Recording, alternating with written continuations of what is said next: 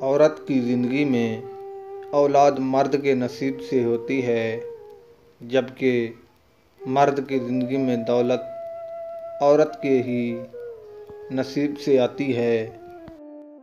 मर्द को औरत के किरदार की कितनी फ़िक्र होती है।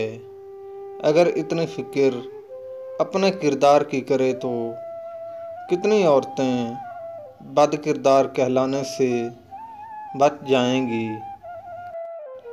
औरत अगर बेबस हो जाए तो रोने लगती है, जबकि अगर मर्द बेबस हो जाए तो गालियां देने लगता है।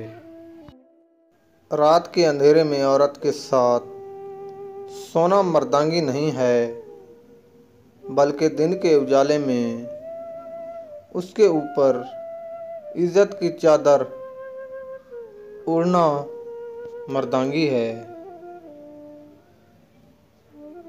मर्द को अपने हाथ में करने का बेहतरीन गुर यही है कि उसकी पसंद के इंसान की इज्जत की जाए।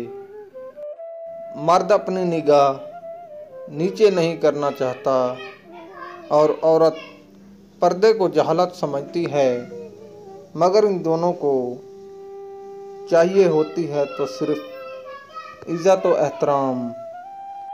अगर आप मर्द बनना चाहते हैं तो वो मर्द बनो जिसे औरत चाहे, वो मर्द ना बनो जिसे औरत चाहिए।